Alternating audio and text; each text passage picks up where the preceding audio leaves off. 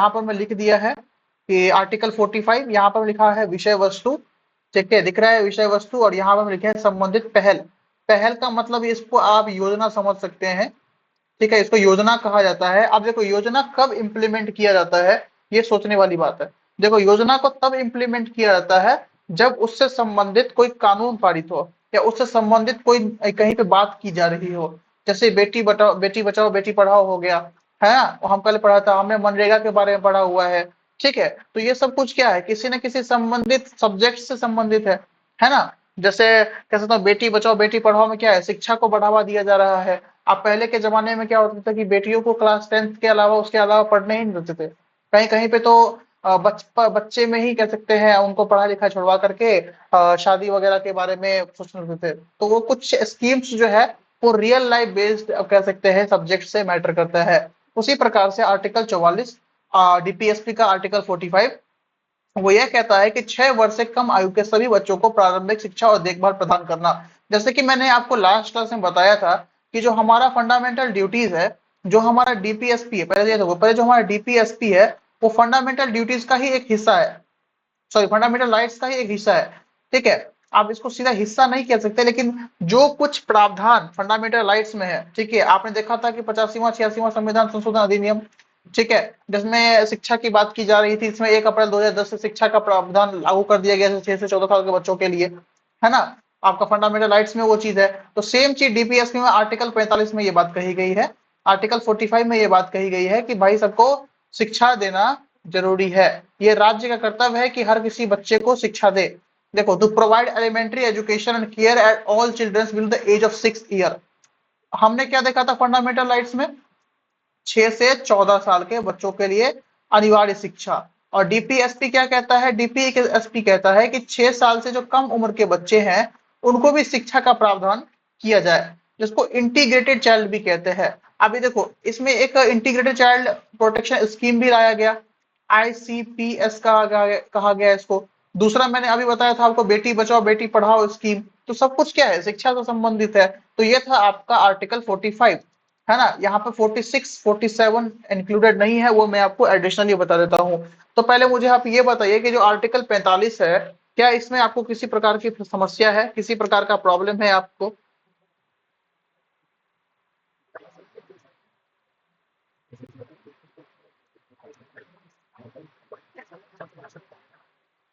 ये question rare question है, और क्वेश्चन रेयर है। देखो स्कीम्स जो होते हैं ना, वो स्कीम्स मैक्सिमम जो एग्जामिनेशन में पूछा जाता है वो आपका करंट में जो स्कीम चल रहा है, करंट मतलब 2023-24 का जो स्कीम होगा उसमें पूछेगा। वो इतना पुराना नहीं पूछेगा, ये बहुत पुराना है, 2016-17 के आसपास का ये स्कीम है।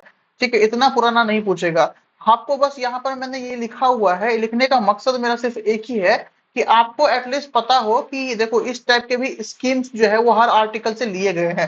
क्योंकि बहुत सारे बच्चे ये समझते हैं कि जो डीपीएसपी है, जो राज्य का नीति निर्देशक तत्व है, उसमें उसको सिर्फ ऐसे उसको पढ़ा गया है, उसके अंतर्गत कोई काम नहीं किया गया है।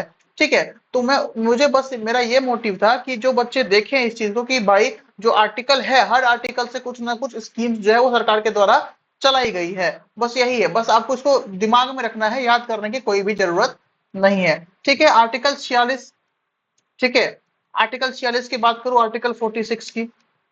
देखो आर्टिकल 46 कहता है राज्य जनता के दुर्बल वर्गों, विशेषकर अनुसूचित जातियों और अनुसूचित जनजातियों की शिक्षा और अर्थ संबंधित हितों की विशेष सावधानी से अभिवृद्धि करेगा और सभी प्रकार के शोषण से उनकी सुरक्षा करेगा।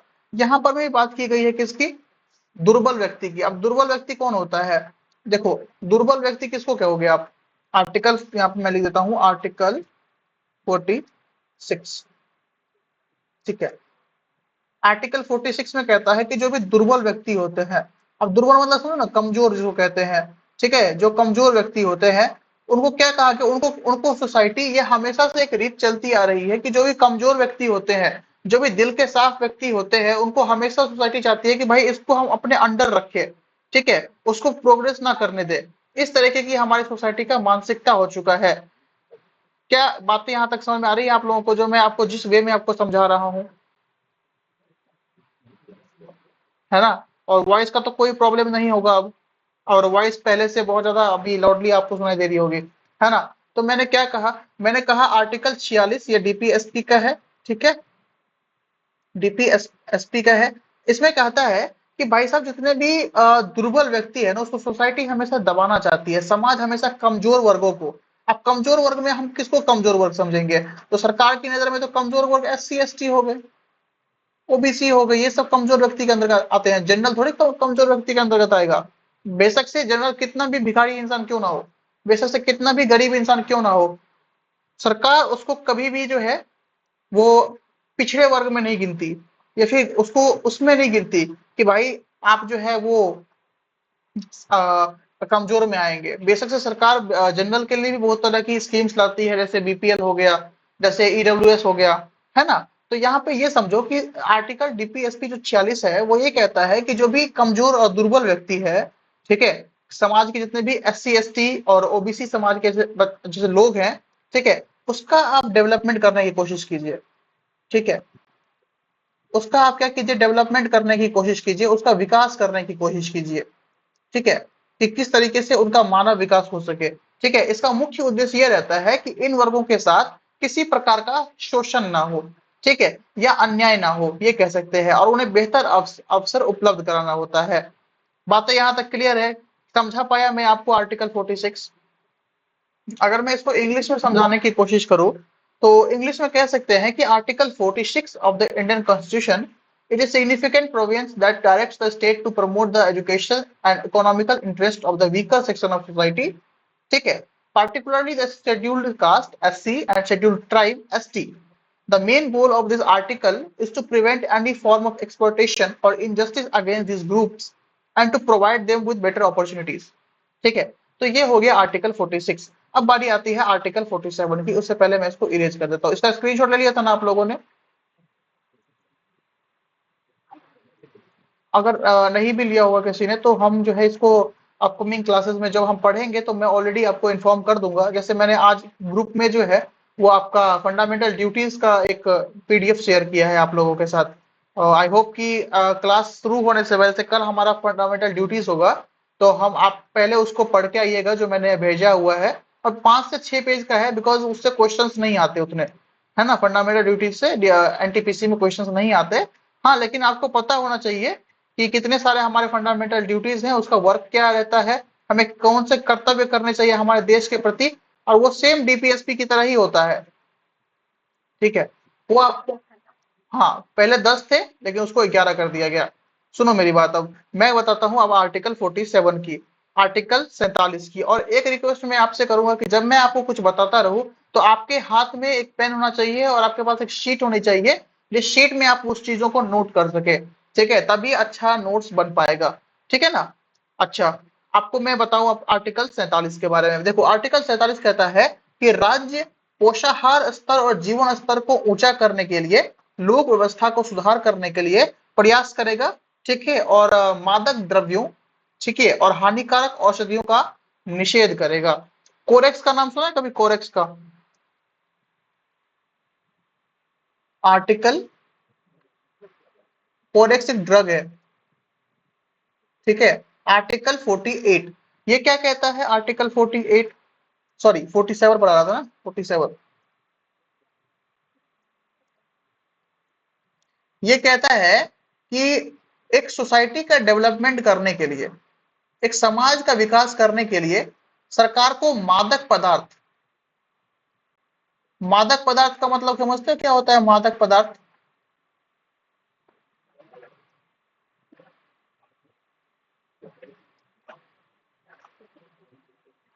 ठीक है, वाइन्स और ड्रग्स को क्या है, ये क्वेश्चन पूछता है, इसलिए मैं स्टार्टिंग से ही आपको ये ड्रग्स के वगैरह के बारे में स्टार्टिंग से ही बताते आ रहा हूँ, जब से हमने डीपीएस पे स्टार्ट किया है। तो मादक पदार्थों क्या कह रहा है कि इसका निषेध हो, ठीक है, इसको बंद किया जाना चाहिए, है ना। अगर मैं इसको अपनी भाषा में समझाऊं तो इस अनुच्छेद के तहत राज्य को नशीले पेय पदार्थ और हानिकारक दवाओं का उपयोग प्रतिबंध लगाने का निर्देश दिया गया है। Not only drugs and wines, this is talking about medicine also. देखो, आपको आपको ना मार्केट में पहले वो व्हाइटनर आता था, आई डोंट नो कि अभी वो व्हाइटनर आता है कि नहीं आता है। जो बच्चे पहले क्या करते थे वो मेडिसिन में जो है ना, ये आप शॉप से जाकर के ना व्हाइटनर ले लेते हैं, व्हाइटनर ले लेते हैं। ठीक है, अब व्हाइटनर को क्या करते हैं पता है, उसको इनहेल करते थे, सूंघते थे उसको। अब व्हाइटनर में अल्कोहल रहता है। ठीक है, अल्कोहल से क्या होता है, नशा नशा चढ़ता है। तो ये हो गए सस्ते नशे। अब मैं बात करता हूँ भारी नशे का। एक एक दवाई आती है जिसका नाम है कोरेक्स। ठीक है, एक दवाई है जिसका नाम है कोरेक्स।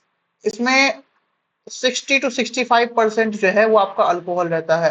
ये दवाई बेसिकली उनको दिया जाता है जो मतलब कह सकते हैं फीवर जिनको होता है, खांसी वगैरह होता है ना। तो एक तरह से आप ना इसको समझ सकते हो कि एक कफ सिरप है ये।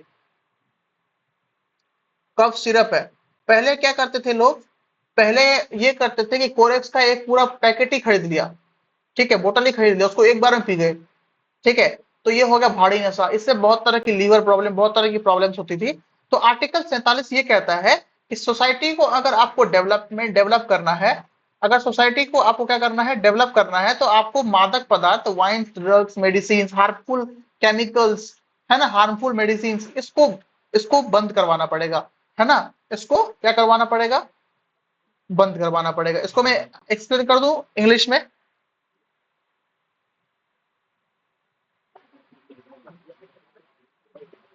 हाँ, सब आता है वो। लेकिन लेकिन नींद की गोली आपको सीधा नहीं मिल सकता है वो बात अलग है कि आपको केमिस्ट सीधा दे देता है।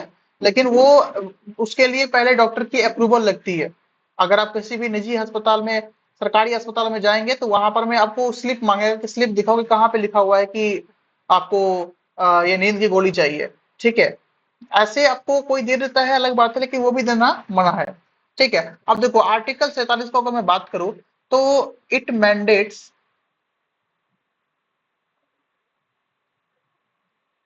The state to improve public health,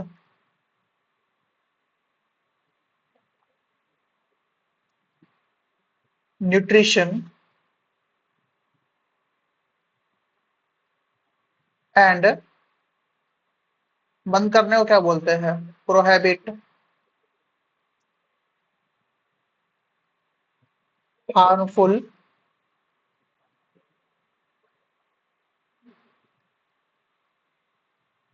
इंटॉक्सिकिंग,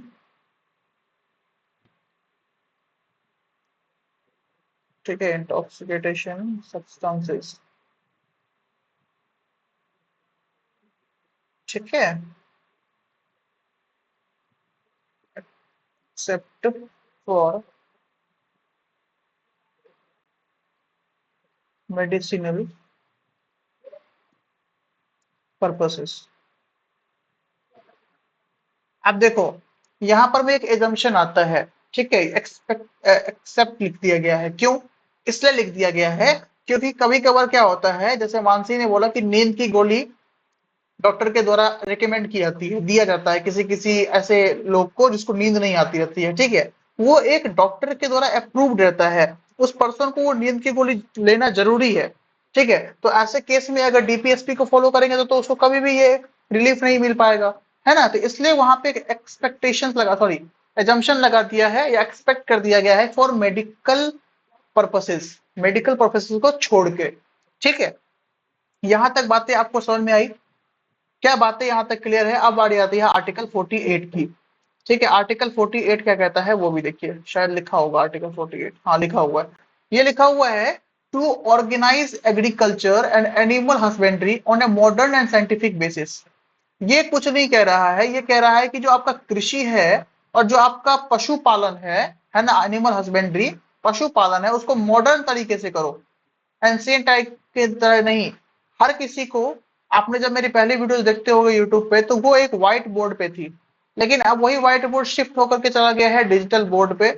ठीक है, डिजिटल पेन पे। ठीक है, तो कह रहा है ये, इस आपको सरकार को एक ऐसा नीति लाना चाहिए, एक ऐसा कह सकते हैं स्कीम्स लानी चाहिए जिससे जो एग्रीकल्चर, जो कृषि है और जो पशुपालन है, यह देखो कृषि एवं पशुपालन को आधुनिक एवं वैज्ञानिक आधार पर व्यवस्थित करना, है ना, उसको मॉडर्न करना।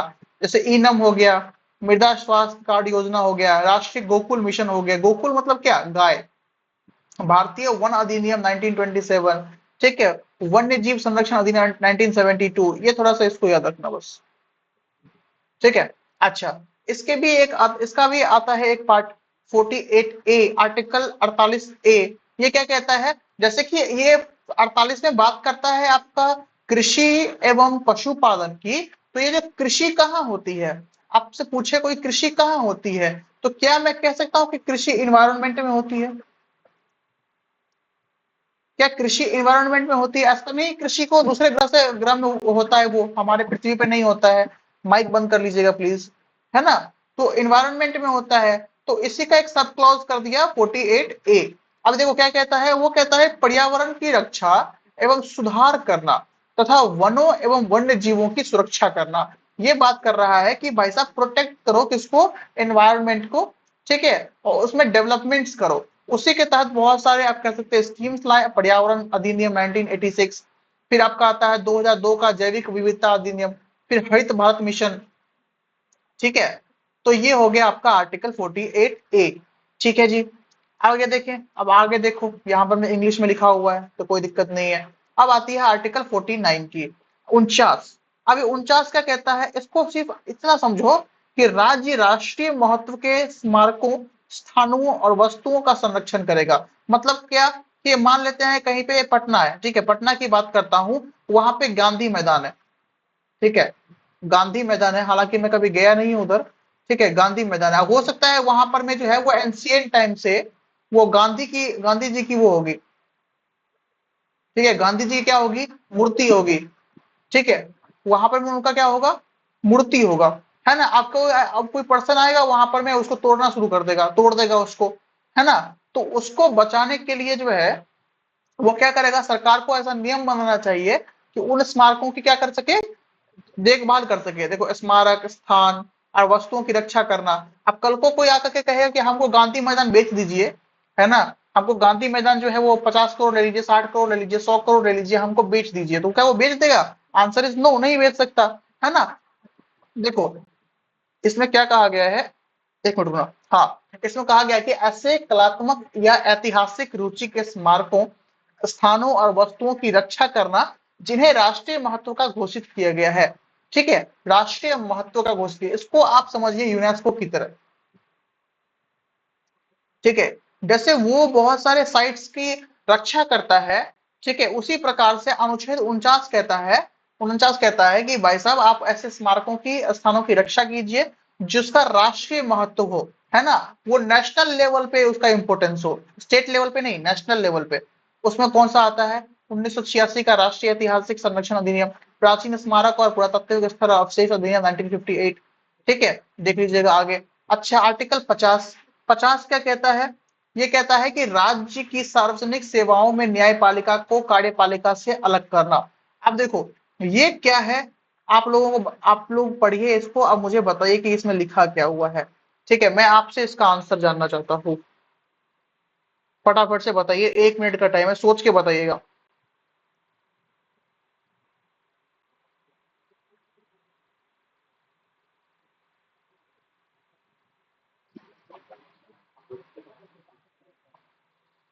वो तो इंग्लिश मुझे ही पता है, मुझे ये बताओ कि होता क्या है।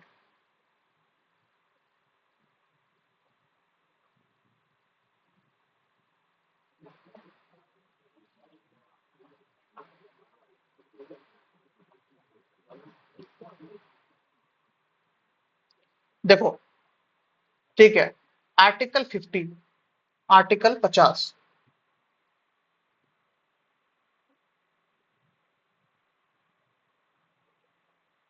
क्या होता है आर्टिकल 50? आपने कोर्ट का नाम सुना है? कोर्ट का, कोर्ट किस में आता है? कोर्ट किस में आता है ये बताओ मुझे। क्या इसको हम कार्यपालिका कहेंगे या न्यायपालिका कहेंगे? बोले मुझे इसका आंसर दीजिए।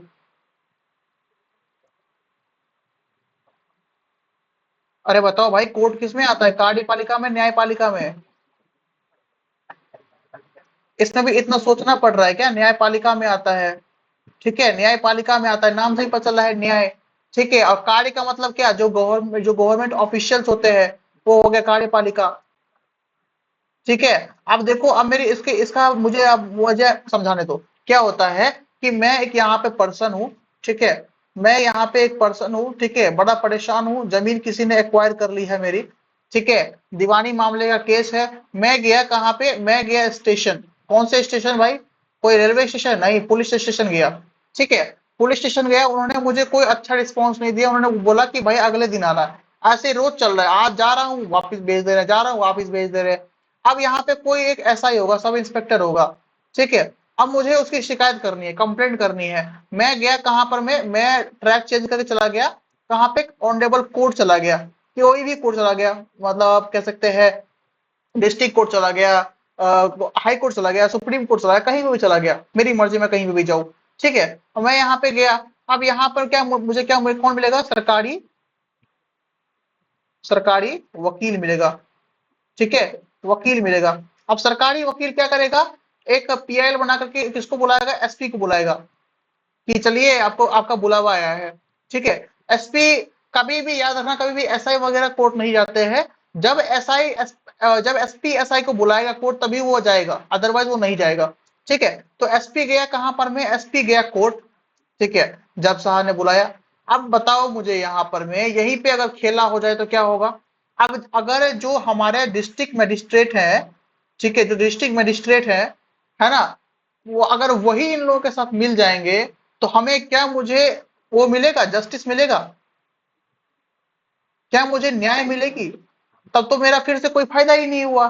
तो आर्टिकल 50 यही कहता है, आप देखिएगा यूट्यूब पर सर्च करिएगा, है ना, ये सब चीजें सर्च कीजिएगा। वो वहां पर में ना कोई एसपी नहीं है, कोई आईएएस नहीं है, कोई आईपीएस नहीं है।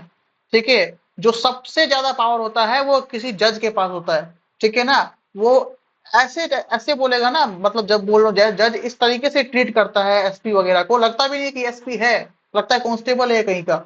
इस तरीके से बात करता है उससे। और उसकी मजाल है एक बार में कि बोल देगा कुछ, वो कुछ नहीं बोल सकता, वो यस सर बोलता रहता है। ठीक है, आप सर्च कीजिएगा, बहुत वीडियोस मिलेगी आपको, खास करके एमपी हाई कोर्ट का वीडियो देखिएगा, आपको पता चल जाएगा, पटना हाई कोर्ट का वीडियो देखिएगा। इस तरीके से सबसे ज्यादा लोग समझते हैं कि भाई आईपीएस बन गया तो बहुत पावर हो गया मेरे पास। पावर है आपके पास, लेकिन आपके पास कोर्ट से ज्यादा पावर नहीं है। आपका बुलावा आएगा, आपको जाना पड़ेगा। इसलिए बड़े बड़े आईएएस आईपीएस डीजीपी एसपी सब कोर्ट जाने से डरते हैं। ठीक है, कि कहीं बुला के कहीं वो ना कर दे, जलील जलील करना ना शुरू कर दे। ठीक है, क्योंकि देखो वो एसआई पे तो चिल्लाएगा नहीं कोर्ट, वो एसआई पे तो नहीं चिल्लाएगा, वो चिल्लाएगा किस पे? एसपी पे। एसपी का दिमाग सनका, इसको सस्पेंड कर देगा, इसको निकाल देगा। ठीक है, इस वजह से दैट इज द रीजन कि आर्टिकल 50 कहता है कि भाई साहब, जो आर्टिकल 50 है डीपीएसपी का, वो ये राज्य को निर्देश देता है कि जो हमारा न्यायपालिका है, जो हमारी न्यायपालिका है, कोर्ट है, ठीक है, और कार्यपालिका है। कार्यपालिका को क्या कहते हैं? सरकारी प्रशासन। सरकारी प्रशासन कहते हैं। ठीक है, सरकारी प्रशासन के अंदर हर कोई इंसान आता है, हर इंसान आता है एक्सेप्ट न्यायपालिका। ठीक है जी, तो उसको एक दूसरे से अलग रखे, कोई मतलब नहीं एक दूसरे का, कोई बाउंडेशन नहीं। ठीक है, और इसका लाइव एग्जांपल आर्टिकल 50 का आपको देखना है तो आप यूट्यूब पे सर्च कीजिएगा, बहुत वीडियोस मिल जाएगी आपको। इसका मतलब यह है कि न्यायिक प्रक्रिया में प्रशासनिक हस्तक्षेप नहीं होना चाहिए, ताकि न्यायपालिका स्वतंत्र रूप से अपना काम कर सके। आपने सुना है कि आपने किसी को देखा है कोर्ट के ऊपर प्रेशर बनाया जा रहा है, कोर्ट ने जो है वो एक तरफा फैसला सुनाया? कभी नहीं सुना होगा ये चीज है। ठीक है, पुलिस कर सकती है ऐसा चीज, पुलिस ऐसा कर सकती है, पुलिस बिक सकती है, लेकिन कोर्ट नहीं बिक सकता। आपने सुना होगा कि एसपी को खरीद लिया 50 लाख में, 60 लाख में, कोर्ट को खरीद दिखाओ, नहीं खरीद सकते आप। ठीक है, तो बस इसका मतलब यही हुआ। अगर मैं आपको इंग्लिश में समझाने की कोशिश करूं डीपीएसपी का जो आर्टिकल 50 है, तो ये कहता है कि it direct the state to separate the judiciary from the executive. ठीक है, this means the judiciary process should not be influenced by the administrative functions, ensuring the judiciary can function independently and impartially. ठीक है, the main purpose of the article is to maintain the independence of the judiciary so it can deliver justice without any interference. ठीक है, तो ये याद रखिएगा, बहुत important article है आर्टिकल 50। चलो जी, आर्टिकल 50 हो गया। अब कौन सा आर्टिकल आता है? आर्टिकल आता है आर्टिकल 50 हो गया, 50 इंपोर्टेंट था, आर्टिकल 51 भी उतना ही इंपोर्टेंट है। ठीक है, आर्टिकल 51 को सिर्फ आप एक शब्द में याद रख सकते हैं कि जो इंटरनेशनल पीस को सिंबलाइज करता है। जहां पे आपको अंतरराष्ट्रीय शांति दिख गई, अब पूछ दिया कौन सा आर्टिकल, आर्टिकल 51 आपको दिख गया ऑप्शन में, तो बस ये रहा आंसर।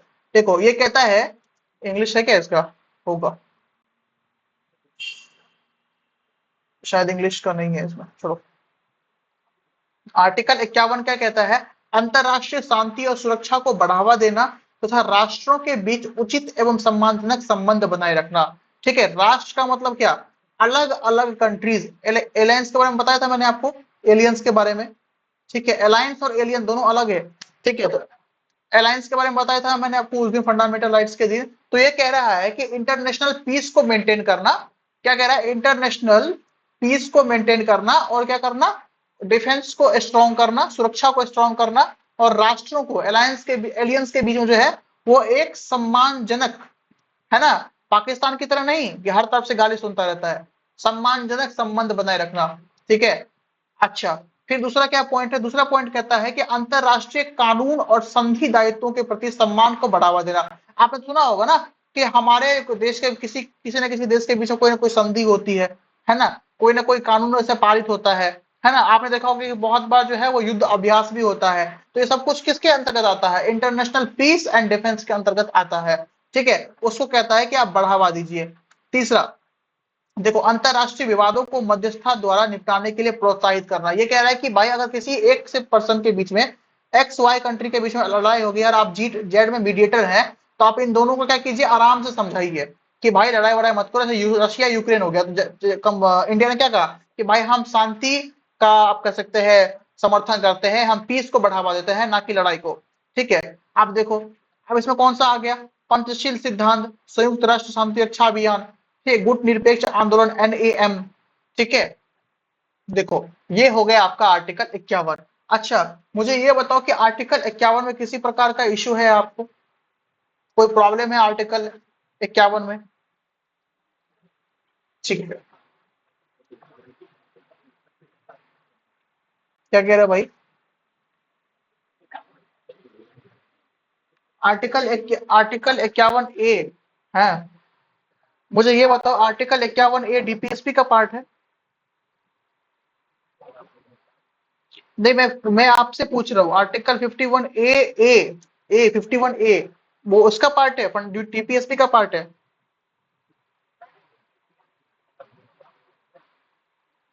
मुझे ये बताओ, आप तो इसका मतलब यही हो गया कि रामायण हो गया, यही नहीं पता चला कि राम कौन है।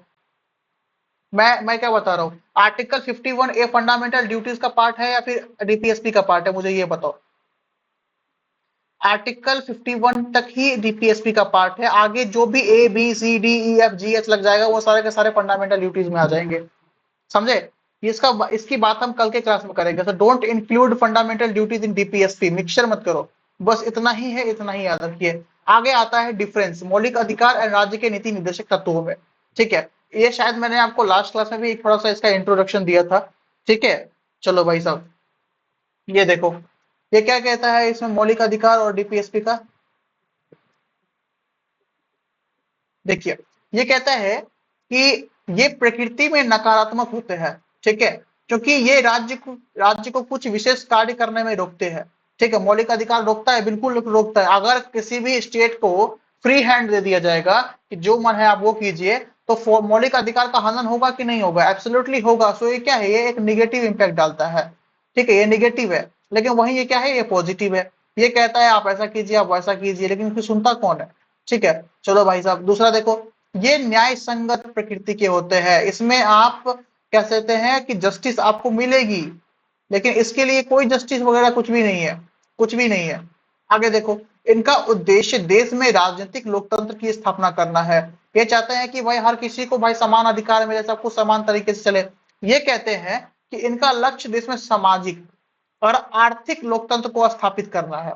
ठीक है, समझ में आया कि नहीं आया? चौथा देखिए, इन पर कानूनी प्रतिबंध होता है। अगर भाई कोई भी ऐसा फंडामेंटल राइट्स का कह सकते हैं एबॉलिश करना चाहे, या फिर उसको कर सकते खत्म करने की कोशिश करे कोई भी इंसान, तो उस पर कानूनी प्रतिबंध हो सकता है। लेकिन इस पे कोई कानूनी प्रतिबंध नहीं है, इस पे नैतिक और राजनीतिक प्रतिबंध होता है। मतलब ये एक सरकार को बताता है कि सरकार आपको ये कीजिए, आप वो कीजिए, है ना, किस तरीके से आपका सोसाइटी डेवलप होगा आप वो देखिए। ठीक है, बाकी आप ये 6 7 8 पॉइंट आप पढ़ लीजिएगा, आपके काम की नहीं है। ठीक है, अच्छा, हमारा कंक्लूजन क्या निकला, हमारा कंक्लूजन क्या निकला वो भी थोड़ा सा देख लीजिए। ये कहता है in conclusion the directive principle of state policy, highlighter ले लेता हूं, ठीक है। The directive principle of state policy aim to realise the ideal of justice, liberty, equality and fraternity mentioned in the preamble of constitution. आपने देखा है, आपने preamble की क्लास नहीं की है, हम करेंगे, जिसमें हम पढ़ेंगे स्वतंत्रता, न्याय, ठीक है, समानता, ठीक है, बंधुत्व, एकता, अखंडता, ठीक है। तो कहते हैं कि डीपीएसपी जो है वो प्रियम्बल को बातों को क्या करता है, पूर्ण करता है, बातों को बताता है, ठीक है। या फिर कह सकते हैं उसके आदर्शों का क्या करता है, साकार करता है। साकार का मतलब क्या है, वेलकम कर रहा है ये, ठीक है, कि ठीक है आपने प्रियम्बल में ये सब चीजें लिखा है, मैं डीपीएसपी में इन चीजों को बता रहा हूं कि भाई कैसे कैसे आपको करना है। एक होता है, एक बंदे ने, अगर आप ट्रेडिंग में जाओगे तो एक बंदे ने आपको कहा कि आपको ये काम करना है, ये काम कैसे करना है वो कौन बताएगा, तो वो एक जेड व्यक्ति बताएगा कि कैसे करना है। समझ में आया कि नहीं आया? तो वही चीजें यहाँ पर में है। इस प्रकार ये तत्व एक कल्याणकारी राज्य की अवधारणा को मूल रूप देते हैं। कल्याणकारी राज्य, कल्याणकारी राज्य का मतलब क्या होगा, वेलफेयर स्टेट, ठीक है। वो कहते हैं कि अगर आप इन कार्यों को करेंगे तो आप एक कल्याणकारी राज्य के रूप में गिने जाएंगे, ठीक है। अब देखो यही कारण है, दैट इज द रीजन कि डॉक्टर अंबेडकर ने डीपीएसपी को भारतीय संविधान का नवीन विशेषताएं बताया है। ये मैंने ऊपर में भी लिखा हुआ था कि अंबेडकर ने क्या बताया है, नॉवल फीचर, ठीक है। डीपीएसपी को क्या बताया है, नॉवल फीचर बताया है। इसी के साथ जो है हमारा आज का डीपीएसपी का क्लास खत्म हो गया है। अच्छा, इतना बातें आपको समझ में आ गई क्या? क्या इतनी बातें क्लियर है आप सभी को? ठीक है, ये हो गया आपका डीपीएसपी खत्म। अच्छा, फंडामेंटल ड्यूटीज के बारे में जानना चाहेंगे आप सभी? बोर तो नहीं हुए हो ना किसी तरीके से? एफिशिएंट है एंड और उतना बड़ा टॉपिक नहीं है ये। चलो देखो, सबसे पहले तो हमें यही जानना रहता है डीपीएसपी फंडामेंटल राइट्स का, क्या बोल रहा हूँ, फंडामेंटल ड्यूटीज का। क्लिक क्यों नहीं हो रहा है ये? ठीक है, हाँ,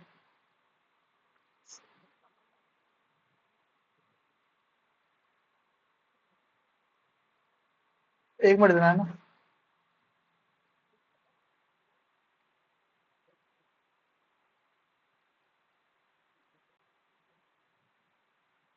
और उसमें कुछ प्रॉब्लम हो गया था, इस वजह से उसका पेन टैब काम नहीं कर रहा था। हाँ, तो मैंने क्या कहा, मैंने कहा कि जो हमारा फंडामेंटल ड्यूटीज है, हमारा जो मौलिक कर्तव्य है, वो पहले संविधान का हिस्सा नहीं हुआ करता था, ठीक है, संविधान का भाग नहीं हुआ करता था। लेकिन जो हमारे जो सरदार स्वर्ण सिंह समिति है, ये देखिए सरदार स्वर्ण सिंह जो समिति थी, उन्होंने जो है इसको संविधान का भाग बनाया कि भाई यही संविधान का भाग है, ठीक है। और फंडामेंटल ड्यूटीज को जो है वो इम्प्लीमेंट किसने किया था, सरदार स्वर्ण सिंह समिति ने ही किया था। कब किया था, 1976 में किया था।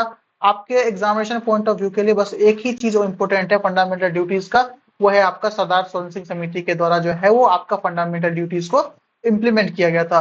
प्रीलिम्स के लिए, मेंस के लिए, है ना, वो मैंने यहाँ पे बस ऐसे लिखा हुआ है कि मौलिक कर्तव्य, ठीक है, स्वर्ण सिंह समिति ये आपका जो प्री होगा उसके लिए इंपॉर्टेंट है। फिर मेंस के मौलिक कर्तव्यों का महत्व, स्वर्ण सिंह समिति, मौलिक कर्तव्यों को लागू करना, ये तीन चीज आपका मेंस के लिए इंपॉर्टेंट होता है।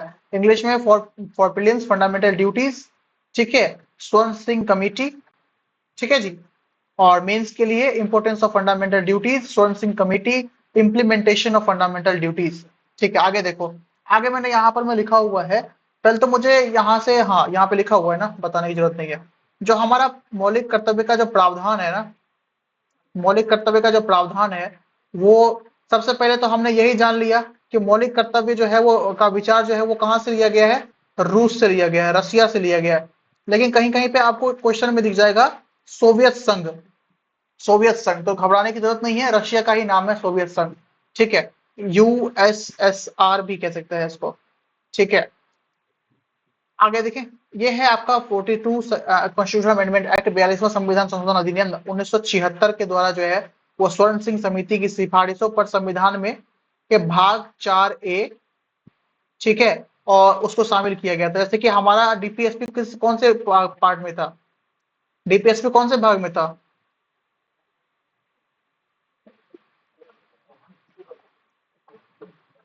और इसको ही ऐड कर दिया गया था पार्ट 4A में, ठीक है, 4A में। तो इसमें आपको कहीं पे कोई आर्टिकल देखने को नहीं मिलेगा। इसमें आपको A B C D E F G H I J K, है ना, ऐसे करके आपको सारे मिलेंगे। ठीक है, तो इसमें कोई आर्टिकल नहीं है, बिना आर्टिकल का टॉपिक है ये। ठीक है, इसका आर्टिकल के रूप में इसको एबीसीडी में इंप्लीमेंट किया गया, एबीसीडी में बताया गया है। देखो, मूल रूप से मौलिक कर्तव्यों की संख्या कितनी थी? 10 थी। ठीक है, लेकिन बाद में से 86वां संविधान संशोधन अधिनियम, मैंने ये आपको फंडामेंटल राइट्स में बताया था कि नहीं बताया था? शिक्षा का अधिकार बताया था क्या? शिक्षा का अधिकार फंडामेंटल राइट्स में कौन से? 6 से 14 वर्ष की बच्चों के लिए जो है वो अनिवार्य शिक्षा का अधिकार मैंने आपको बताया था क्या? बताया था। तो यही चीज है, इसको अब क्या कर दिया गया? इसको बताओ, अब मुझे बताओ। आपको मैंने दो टॉपिक क्लियर करवाए हैं, यहाँ पे इसको लाइट लेके चलता हूँ साइड में। जो हमारा राइट टू एजुकेशन है, राइट टू एजुकेशन है, वो आपने 3 जगह देख लिया। पहला कहाँ देखा? पहला देखा आपने फंडामेंटल राइट्स में। दूसरा कहाँ देखा? डीपीएसपी में। तीसरा कहाँ देखा हमने? फंडामेंटल ड्यूटीज में। ठीक है, तो मुझे ये बताओ, अपने में ये टॉपिक इंपॉर्टेंट है या नहीं है? क्या ये अपने में ये चीज इंपॉर्टेंट है? ठीक है, तो इसको कौन से में? 86वां संविधान संशोधन, 86 कॉन्स्टिट्यूशन अमेंडमेंट एक्ट।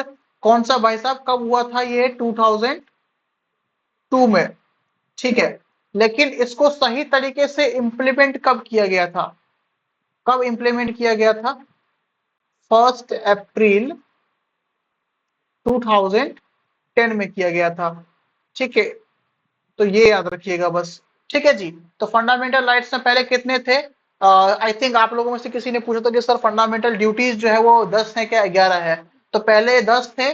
ठीक है, लेकिन बाद में इसको कितना कर दिया गया? बाद में कर दिया गया 11 को। क्या जुड़ा? तो 86वां संविधान संशोधन से क्या जुड़ा?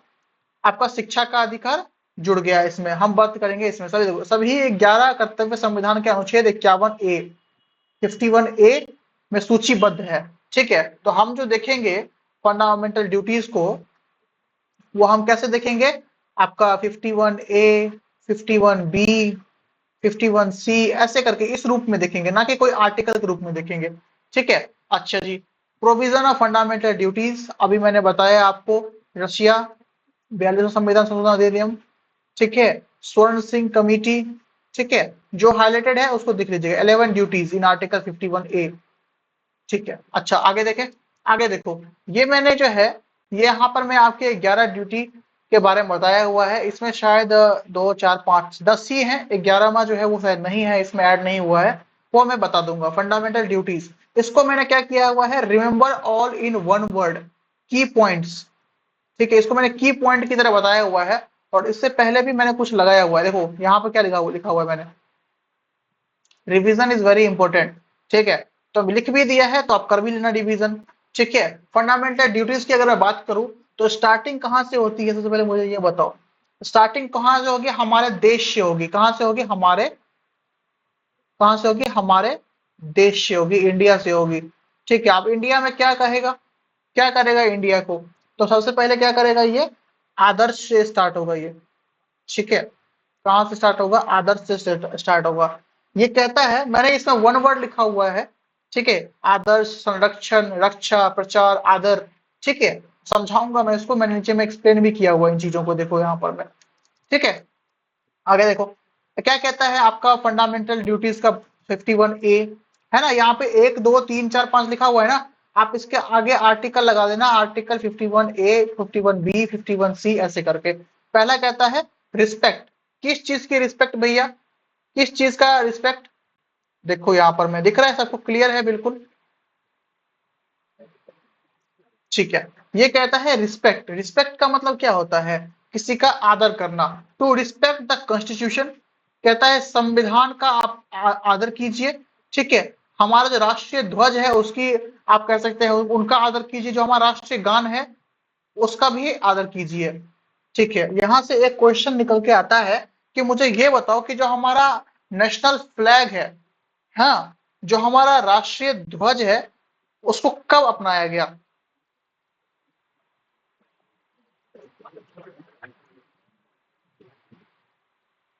फिर से रिपीट करना।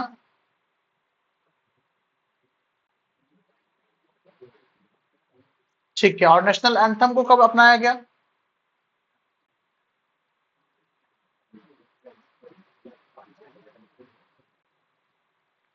पक्का? इसको अपनाया गया, लिख लीजिएगा 24 जैन। कॉन्फिडेंस क्यों नहीं है? 1950, 24 जनवरी 1950। ठीक है। और जो हमारा नेशनल फ्लैग है उसको कब किया गया? नेशनल फ्लैग डेट बताओ। देखो नेशनल फ्लैग को कब किया गया भैया?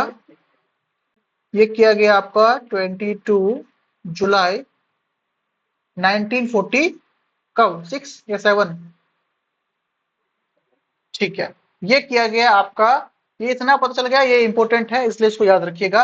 कहा गया कि आदर करो। ठीक है, इसको मैं ज्यादा एक्सप्लेन नहीं करूंगा, बिकॉज ये कोई बड़ी चीज नहीं है जिसको एक्सप्लेन किया जाए, पढ़ के भी आप समझ सकते हो। दूसरा आता है चेरिश। ठीक है, ये शायद यहाँ पर मैं उल्टा लिखा हुआ है, यहां से पढ़ो। यहां से शुरू होगा, 1 2 3 4 5। ठीक है। दूसरा क्या आता है? चेरिश। चेरिश का मतलब क्या होता है? आदर्श। बोलते हैं ना, आपके जिंदगी में, आपके जीवन में आपके आदर्श कौन है? ठीक है। तो to cherish the noble ideals of the freedom struggle, स्वतंत्रता सेनानी। ठीक है, जितने भी हमारे राष्ट्रीय आंदोलन से प्रेरित करने वाले उच्च आदर्शों को हृदय में संजोए रखे और उनका पालन करें। अब देखो यहां पर मैंने क्या बताया था कि ये सेम डीपीएसपी की तरह ही है। डीपीएसपी का दूसरा भाई है फंडामेंटल ड्यूटीज। ठीक है। डीपीएसपी किसको देता था ज्ञान? वो देता था स्टेट को। और जो हमारा फंडामेंटल ड्यूटीज है वो किसको ज्ञान दे रहा है? वो दे रहा है पीपल को। पीपल मतलब कौन? इंडियन सिटीजन्स, उसको दे रहा है ज्ञान। दोनों को क्या कोई मान रहा है क्या? हर किसी का मन है, आपका मन है, मानिए, नहीं मानना है मत मानिए। अब कोई इंसान महात्मा गांधी को नहीं मानते, बहुत सारे लोग महात्मा गांधी को नहीं मानते हैं आज के डेट में। ठीक है, तो क्या उस पर केस कर देंगे क्या उठा करके? अभिव्यक्ति की आजादी आजादी हर किसी को है। पहला तो यहाँ पे फंडामेंटल राइट आपको नहीं करने देगा। अगर आप किसी पे ऐसे केस करना चाहेंगे, है ना, अगर आप किसी पे केस करना चाहेंगे कि भाई साहब ये आप कह सकते हैं प्रधानमंत्री, या फिर कह सकते हैं आपका गांधी जी उसको नहीं मानते हैं। ठीक है, अब उनको नहीं मानते हैं तो क्या उस पर्सन पे केस कर दिया जाएगा? नहीं कर सकती। आपको केस करने से पहले आपको कौन रोक लेगा? फंडामेंटल राइट्स रोक लेगा। और उसके बाद रोकने वाला कौन होता है? उसके बाद रोकने वाला होता है फंडामेंटल ड्यूटीज। ये दोनों आपको पकड़ के रोक लेंगे कि भाई आप नहीं कर सकते। क्यों नहीं कर सकते? क्योंकि संविधान में लिखा हुआ है कि उनको मानना ना मानना उनके ऊपर है। हर कोई मानता है, कोई नहीं मानता है। तीसरा हो गया अप होल्ड। अप होल्ड को क्या कहते हैं भाई साहब? अपहोल्ड मतलब क्या हो गया? जो हमने, जो ये प्रियम्बल है ना हमारा, जो हमारा प्रियम्बल है, जो हमारा प्रस्तावना है, ठीक है, जो हमारा प्रस्तावना है ना, उसमें आपने 3 वर्ड देखा होगा। एकता, अखंडता, प्रभुता। सुना है ये वर्ड? नहीं सुना है तो कल की क्लास में सुन लोगे। तो उसमें कहते हैं टू अपहोल्ड द सवर्डिनिटी, ठीक है, unity and integrity of India, इस तीनों को बनाए रखना। चौथा आता है आपका डिफेंड। ठीक है, डिफेंड। अब डिफेंड का मतलब क्या हो गया? ये जो देश की रक्षा करे। ठीक है, बोलते हैं ना कि जब भी मैं मतलब बुलाऊंगा तब तुम आ जाना। जैसे किसी की लड़ाई होगी किसी बंदे के साथ, अब वो बोलेगा कि भाई जब मैं फोन करूँ तो अब पहुंच जाइए वहां पर मैं। तो ये सेम चीज यहाँ पर भी लिखा गया है, डिफेंड। नाम से बदला है डिफेंड। तो defend the country and render national services when called upon. मतलब जब बुलाया जाए आप लोगों को लड़ाई करने के लिए, ऐसा कभी वक्त आए कि आपको अपने देश के लिए जो है कुछ करना चाहिए, तब आपको क्या करना चाहिए? निकलना चाहिए अपने घर से, अपने देश की संप्रभुता, एकता, अखंडता को बचाए रखने के लिए, अपने देश की गरिमा को बचाए रखने के लिए। पांचवा आता है प्रमोट। ठीक है, अब ये प्रमोट क्या है? ये कह रहा है कि to promote harmony and the spirit of common brotherhood. Brotherhood आ गया यहाँ पे, भाईचारा के बारे में ये कह रहा है। ये कह रहा है कि भारत के सभी लोगों में समसरता और समान भातृत्व की भावना का निर्माण करे, जो धर्म, भाषा और प्रदेश या वर्ग पर आधारित सभी करे, सभी भेदभावों से परे हो। ठीक है, मतलब कह रहा है कि भाईचारा को बनाए रखो, इसमें कोई जाति, धर्म, लिंग, अनुपात कुछ भी मत लाओ। हर किसी को हटा करके भाईचारा, है ना, भाईचारा ऑन टॉप, वो वाली बात है। छठा आता है वैल्यू, है ना। वैल्यू का मतलब क्या होगा? To value and preserve the rich heritage of our culture. जो हमारे देश में जो हेरिटेज है, आपने सुना हेरिटेज साइट्स, मैंने आपको पढ़ाया है स्टैटिक जीके में, है ना। तो उस सबको क्या करे? प्रिजर्व करे, उस सबको बचा करके रखिए, ऐसा नहीं कि तोड़ दो, कुछ भी कर दो। सातवां आता है प्रोटेक्ट। प्रोटेक्ट का मतलब होता है रक्षा। To protect the natural environment, प्राकृतिक पर्यावरण को बचाइए, including forest, lakes, rivers and wildlife. ठीक है, ये बताने की जरूरत नहीं है, पता होगा आपको। कह रहा है कि भाई साहब जितने भी जंगल है, झील है, नदियां है, जंगली जानवर वगैरह है ना, तो उसको क्या कीजिए? बचाइए। डेवलप, डेवलप मतलब होता है विकास, to develop scientific temper, humanism and the spirit of inquiry and reforms.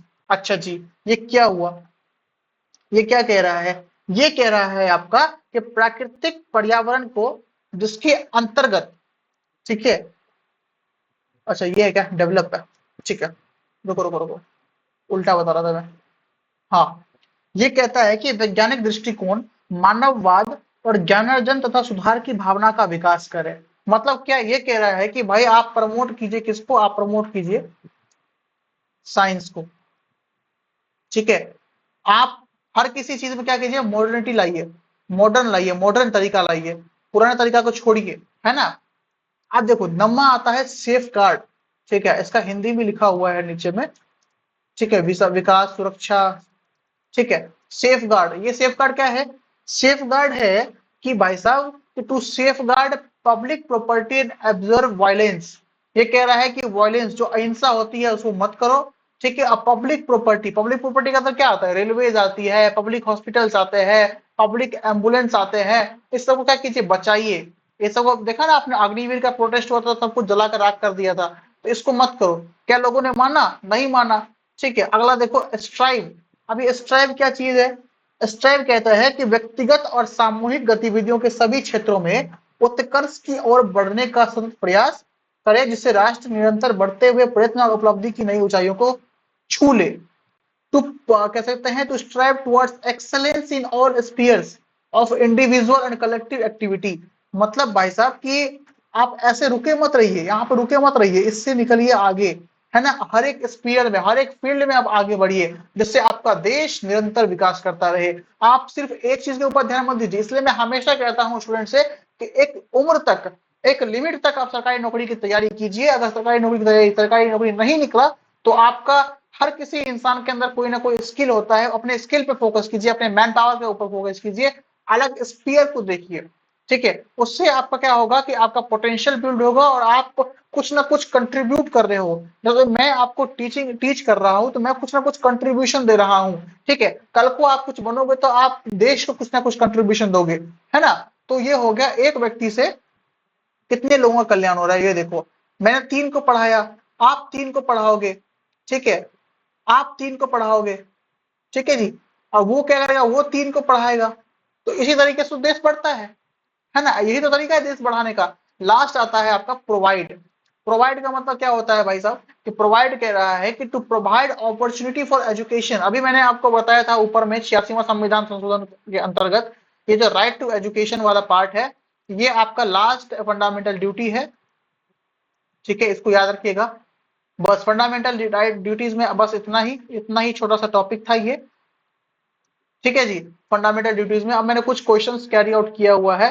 वैसे ये जो क्वेश्चन है वो आपका यूपीएससी लेवल का क्वेश्चन है, बट जब अगर आप ये सॉल्व कर सकते हो तो आप कुछ भी सॉल्व कर सकते हो, ठीक है। अच्छा, मुझे ऑनेस्टली आप लोग आंसर दीजिएगा, जब ये चीज आपने, ये क्वेश्चन जब आपने पढ़ा होगा या अभी आप पढ़ोगे, ठीक है, तो आपका मन ए पे था या डी पे था, पहले मुझे उसका आंसर दीजिए। आपके पास 2 मिनट का टाइम है, ये क्वेश्चन पढ़िए और मुझे अच्छे से एक्सप्लेन कीजिएगा कि आखिर डी हुआ तो हुआ क्यों, ठीक है। नीचे वाला मत पढ़ के कीजिएगा, नीचे वाला गलत टाइप हो गया है, ठीक है, गलत प्रिंट हो गया है। इस वजह से आप मुझे अपना ऑनेस्ट आंसर दीजिएगा फटाफट से, जल्दी।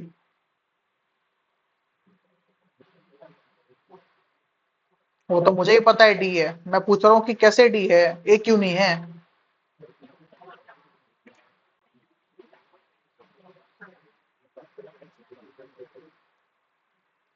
और कोई बताओ, और कोई बताओ।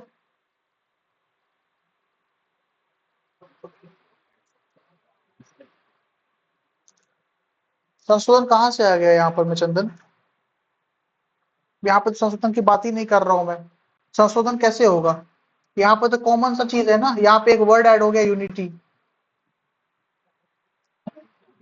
सॉवर्जिनिटी है, इंटीग्रिटी है, ये सब कुछ प्रियम्बल का पार्ट है। यूनिटी कब से प्रियम्बल का पार्ट हो गया, यूनिटी देखा है कहीं पे, हम भारत के लोग, भारत को संप्रभुत्व, अखंडता, पंथनिरपेक्ष, ऐसे करके पढ़ा है आपने कहीं पे, यूनिटी लिखा हुआ है यहाँ पर में। तो एक वर्ड से क्या हो गया, क्वेश्चन का चेंज, क्वेश्चन का आस्किंग ही डिफरेंट हो गया, चेंज हो गया, पूरा पैटर्न ही अलग हो गया क्वेश्चन।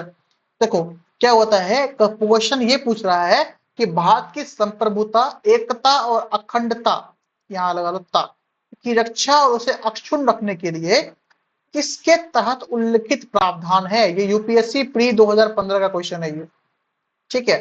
किसके तहत प्रावधान है। तो देखो बहुत सारे बच्चे जो है ना, जैसे ही देख लिया एकता अखंडता, बस ये देख लिया है ना, संप्रभुता एकता अखंडता, ये देख लिया उसने, बस सीधे उठा करके मार दिया ऑप्शन ए में टिक, वही क्या हो गया, वही हो गया गलत, है ना। तो क्वेश्चन को बारी बारी अच्छे से पढ़िएगा। फंडामेंटल ड्यूटीज फंडामेंटल राइट्स में क्या हमने कभी भी इस चीजों के बारे में बात की है, सोवर्निटी यूनिटी इंटीग्रिटी की बात की है, नहीं की है। डीपीएसपी में बात की है, बिल्कुल भी नहीं की है, इसके बाद कहीं भी बात नहीं है। तो बचा क्या था, कौन सा मौलिक कर्तव्य बचा, फंडामेंटल ड्यूटीज बचा। अच्छा ये देखो एक्सप्लेनेशन यहाँ पे लिखा हुआ है, ये लिखा हुआ है कि स्वर्ण सिंह समिति की सिफारिश पे 42वें संविधान संशोधन द्वारा मौलिक कर्तव्य को संविधान में जोड़ा गया। पॉइंट नंबर 2, भारत की संप्रभुता एकता अखंडता को बनाए रखने और उसकी रक्षा करने के लिए भारतीय संविधान के अनुच्छेद 51A, ठीक है, और सी 51A, और मैंने अभी आपको बताया था जो हमने सी पढ़ा था कि नहीं पढ़ा था। अभी ये देखो यहाँ पर मैं पढ़ा था, आप होल्ड क्या लिखा हुआ है, sovereignty unity and integrity of India, है यहाँ पे यूनिटी लिखा हुआ है लिखा हुआ, बस। तो भारत की संप्रभुता एकता अखंडता को बनाए रखने और सुरक्षा करने के लिए भारत संविधान में अनुच्छेद 51C के तहत मौलिक कर्तव्यों के रूप में निहित किया गया। ये था क्वेश्चन एक, इससे ज्यादा क्वेश्चन नहीं आते हैं, इसलिए मैंने 2 ही क्वेश्चन ऐड किया हुआ है। ये क्वेश्चन थोड़ा सा ट्रिकी है, एक क्वेश्चन पढ़िए, मुझे आंसर दीजिए इसका फटाफट से।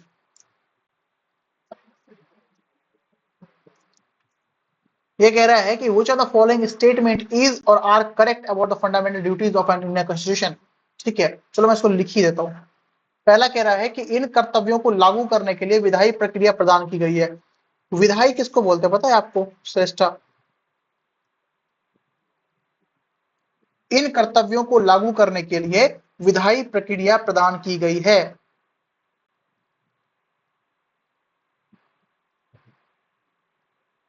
चलो मैं लिख ही देता हूँ, ठीक है, चलो चलो। हाँ।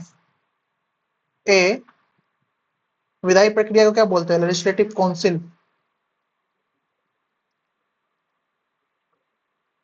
तब तक हिंदी मीडियम वाले आंसर तैयार रखिए, मैं आपसे आंसर पूछूंगा इसका। ये क्वेश्चन का आंसर दे दिया तो डीपीएसपी, सॉरी फंडामेंटल ड्यूटीज, बार बार डीपीएसपी आ रहा है ना, फंडामेंटल ड्यूटीज खत्म हो जाएगा।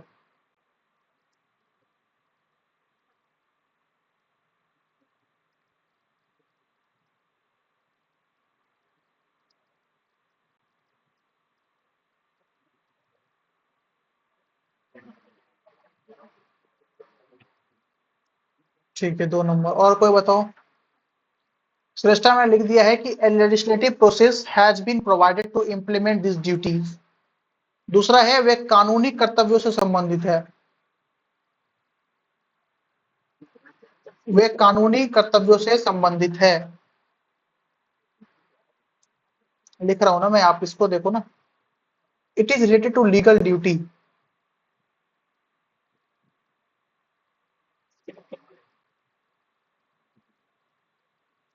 ठीक है, मानसी ने बताया बी, मानसी आपने बी बताया ना,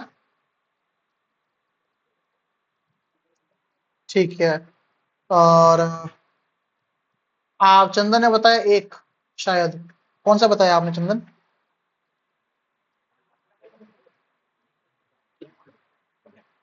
ठीक है, ठीक है। और कोई बताना चाहेगा, ओनली वन, ठीक है। तो वोट किसके तरफ गया, वोट गया ए के तरफ, ठीक है। अम, अस- चंदन एंड श्रेष्ठा, ठीक है जी। 1 मिनट का टाइम और है, और सच में सोच लो, ठीक है, और फिर मुझे देना आंसर। अभी भी आपके पास टाइम है, आप क्वेश्चन का ऑप्शन चेंज कर सकते हो। मैं वापस से रिपीट कर देता हूँ। पहला ऑप्शन है, पहले क्वेश्चन सुन लो, कि निम्नलिखित में से कौन सा कथन भारतीय नागरिक के मौलिक कर्तव्यों के बारे में सही है। ऑप्शन पहला है कि इन कर्तव्यों को लागू करने के लिए विधायी प्रक्रिया प्रदान की गई है। ऑप्शन दूसरा है कि वे कानूनी कर्तव्यों से संबंधित है।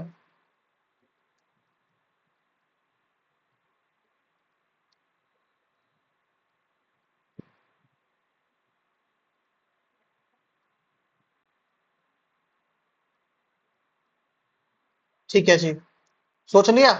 नहीं है, बस यही बताना चाहोगे?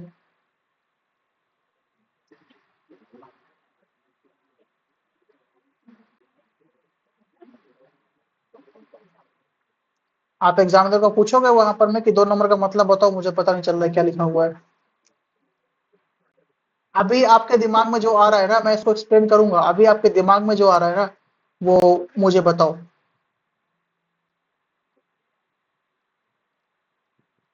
इतना टाइम नहीं मिलेगा आप लोगों को।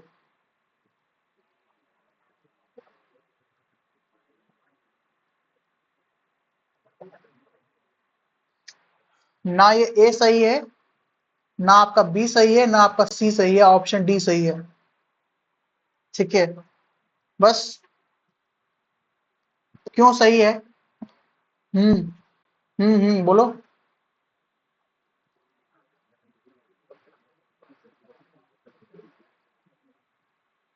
अच्छा, कहाँ पढ़ा है आपने ये लाइन, फंडामेंटल ड्यूटीज के बारे में? कहाँ पढ़ा है, मुझे भी तो दिखाओ, मैं भी पढ़ लूंगा वहां से। पहले तो क्वेश्चन को डिवाइड कर दो आपस में, सुनो मेरी बात, क्वेश्चन को डिवाइड कर दो। ये रहा 1, ये रहा 2 और ये रहा 3, ये 3 पार्ट हो गए क्वेश्चन के। क्वेश्चन कह रहा है कि निम्नलिखित में से कौन सा, ठीक है, भारतीय नागरिक के मौलिक कर्तव्यों के बारे में सही है, करेक्ट है। ठीक है, अमूमन यहाँ पे सही नहीं है होता है, लेकिन यहाँ पे है सही है। Which of the following statement is and are correct about the fundamental duties of an Indian citizen? UPSC 2017 का क्वेश्चन है ये। कह रहा है, पहला क्वेश्चन है कि इन कर्तव्यों को लागू करने के लिए, इन कर्तव्यों को लागू करने के लिए, ये हो गया पॉइंट नंबर 1, विधायी प्रक्रिया प्रदान की गई है। ठीक है, a legislative process has been provided to implement these duties। ठीक है, अच्छा जी, वे कानूनी कर्तव्यों से संबंधित है, कानूनी कर्तव्य, रिलेटेड टू लीगल ड्यूटीज। ठीक है, अगर आपने मेरा लेक्चर सही से सुना होगा तो कहीं भी मैंने गांधी जी की बात की हुई थी, किया था कहीं मैंने गांधी जी की बात, कहीं पे भी? मैं गांधी जी को गाली देता हूँ, ठीक है, एग्जाम्पल है, गाली देता हूँ, मुझे अरेस्ट करवा के दिखा दो तुम्हारे में कितने पावर है। मैं गाली देता हूँ और हमेशा दूंगा। तुम मुझे अरेस्ट करवा दो, जिस दिन तुमने अरेस्ट करवा दिया उस दिन उसका ऑप्शन डी गलत, उसका ऑप्शन डी मैं गलत कर दूंगा। मैंने कभी कहा आपको, आपका क्या है, अभिव्यक्ति की स्वतंत्रता है, राइट टू स्पीच है आपके पास। ठीक है, और दूसरा, यहाँ पे फंडामेंटल ड्यूटीज के बारे में पूछ रहा है, ना कि फंडामेंटल राइट्स के बारे में पूछ रहा है कि आप लोगों ने ऑप्शन ए को टिक किया हुआ था, ऑप्शन बी आपने सोचा कि गलत है। ठीक है, पहला क्वेश्चन, पहले मैं ऑप्शन 2 को समझाना चाहूंगा, क्योंकि बहुत लोग का है कि समझ में ही नहीं आ रहा कि लिखा क्या हुआ है, फंडामेंटल क्या, कानूनी कर्तव्य क्या। देखो, लीगल ड्यूटीज का मतलब क्या हुआ, लीगल ड्यूटीज का मतलब क्या, अगर कोई भी पर्सन, एग्जांपल से समझो इस चीज को, कि यहाँ पे एक्स नाम का व्यक्ति है, काफी फेमस इंसान है, बहुत फेमस इंसान है। ठीक है, और मैं यहाँ पे एक पर्सन हूँ वाई नाम का। ठीक है, और मैं इसको हेट करता हूँ, मैं नहीं चाहता हूँ कि मैं इसके बारे में सुनूं, इसलिए मैं इसको जो क्या करता हूँ, मैं नहीं मानता हूँ, मैं डिसरिस्पेक्ट करता हूँ इसकी। ठीक है, मैं डिसरिस्पेक्ट करता हूँ इसकी, तो क्या मुझे पुलिस स्टेशन बुला करके इस मामले में क्या मुझे वो जेल में डाल सकती है? यही कह रहा है, ये कानूनी कर्तव्य से संबंधित नहीं है, रिलेटेड टू लीगल ड्यूटीज। ठीक है, संबंधित नहीं है, यहाँ पे लिखा हुआ है। ठीक है, तो क्या मुझे अरेस्ट करवा लोगे? नहीं करवा सकते ना, आपके पास ये पावर नहीं है, क्योंकि ये पावर आपको कौन कौन रोक रहा है? यहाँ पर मैं देखो ना, ऊपर में बताया हुआ है ना ये चीज, कहाँ गया, ये रहा, ये बताया हुआ है कि नहीं बताया हुआ है यहाँ पर में। ठीक है, कुछ नहीं कर सकते आप ना फंडामेंटल राइट्स के तहत जा सकते हो, ना फंडामेंटल ड्यूटीज के तहत आप मुझे कुछ कर सकते हो। समझ में आया कि नहीं आया आपको? समझ में आया आप श्रेष्ठ, आपको समझ में आया? अगर मैं इसको समझाऊं कि आपका ये कानूनी कर्तव्य से संबंधित है, यह भी सही नहीं है, क्योंकि मौलिक कर्तव्य कानूनी कर्तव्य के रूप में नहीं माने जाते। समझे, मौलिक कर्तव्य कभी भी एक लीगल एडवाइजरी नहीं है, लीगल ड्यूटी नहीं है वो। ठीक है, संविधान में इन्हें केवल नैतिक दायित्व बताया है। मैंने क्या कहा, ये संविधान का हिस्सा नहीं थे, इसको सरदार स्वर्ण सिंह समिति के द्वारा इसको संविधान का हिस्सा माना गया। तो मतलब मैंने आपको उंगली दिया है पकड़ने के लिए, आप मेरे सर पे मत आके बैठो, इसका मतलब ये हुआ। ठीक है, इसको क्या किया गया है, केवल एक कानूनी कर्तव्य बना के रख दिया गया है। ठीक है, संविधान में इन्हें केवल नैतिक दायित्व बताया गया है, इसका पालन करना नागरिकों की जिम्मेदारी है। जिम्मेदारी है, यहाँ पे ये नहीं कर रहा है पालन करना ही पड़ेगा, लेकिन अगर कोई इसका उल्लंघन करता है तो उसे कानूनी सजा नहीं मिलती। अब क्लियर हो गया पॉइंट नंबर 2 श्रेष्ठा जी? मैंने ऊपर में भी इसलिए इसको एक्सप्लेन किया हुआ था। ठीक है, दूसरा आता है आपका पॉइंट नंबर 1। ये कहता है इन कर्तव्यों को लागू करने के लिए विधायी प्रक्रिया प्रदान की गई है। विधायी प्रक्रिया, सेम ही चीज तो दोनों लिखा हुआ है, दोनों सेम लिखा हुआ है। A legislative process has been provided to implement its duties. इन कर्तव्यों को लागू करने के लिए विधायी प्रक्रिया प्रदान की गई है, यह सही नहीं है, यह भी सही नहीं है, क्योंकि मौलिक कर्तव्य को लागू करने के लिए कोई खास कानून या प्रक्रिया नहीं है, कोई खास कानून प्रक्रिया नहीं है इसमें। ठीक है, ये कर्तव्य संविधान में बताई गई नैतिक जिम्मेदारियां हैं, लेकिन इनका उल्लंघन करने पर कोई सजा नहीं होती। अच्छा मुझे बात बताओ, आपने अग्निवीर प्रोटेस्ट के बारे में सुना है? अग्निवीर प्रोटेस्ट के बारे में सुना है, जो 2021-22 में हुआ था आई गेस? हाँ, तो इसमें क्या हुआ, पब्लिक प्रॉपर्टी को जला दिया गया। पब्लिक प्रॉपर्टी को क्या कर दिया गया, जला दिया गया। तो क्या उन जलाने वालों पे एफआईआर हुआ है क्या? क्या एफआईआर हुआ है, नहीं हुआ है, या हुआ भी होगा, हमें नहीं पता, हमें नहीं पता। तो क्या मैं जाकर के सुप्रीम कोर्ट में जाकर कह सकता हूं कि भाई साहब कि यहाँ पर मैं अग्निवीर वाले प्रोसेस वाले को पुलिस ने अरेस्ट नहीं किया या उनको छोड़ दिया? हाँ, तो क्या मैं इसका डिस्प्यूट कर सकता हूँ? नहीं कर सकता हूँ, क्योंकि क्या है, कानूनी पहले तो ये बात यही है कि भाई साहब पब्लिक प्रॉपर्टी को नुकसान मत पहुंचाओ, ये कहाँ लिखा हुआ है? पब्लिक फंडामेंटल ड्यूटीज में लिखा हुआ है। उसकी ये क्या है, ये सिटीजन की जिम्मेदारी है, सिटीजन का क्या है, जिम्मेदारी है ये। ठीक है, ना कि ये दायित्व है उनका। ठीक है, या फिर ना ये कोई लीगल एडवाइजरी है, कुछ भी नहीं है ये। तो बस यहाँ पे आपको दोनों ही ऑप्शन गलत देखने को मिले, इसलिए यहाँ पे लिखा हुआ है ना तो ऑप्शन ए और ना ही ऑप्शन डू। अच्छा, अब भी कोई मन में कोई सवाल है इस क्वेश्चन को लेकर के तो बताइएगा। तो आपने आज दो टॉपिक्स खत्म किए हैं, पहला हो गया डीपीएसपी, दूसरा हो गया फंडामेंटल ड्यूटीज। आने वाली क्लास में हम प्रियम्बल कल देखेंगे। ठीक है, उसके बाद से हम देखेंगे पंचायती राज व्यवस्था, और इसी तरीके से जो है हमारा ये इंडियन पॉलिटी भी धीरे धीरे खत्म हो जाएगा। यहाँ पे वापिस से बता देता हूँ, revision is very important, so revision करना बहुत जरूरी है।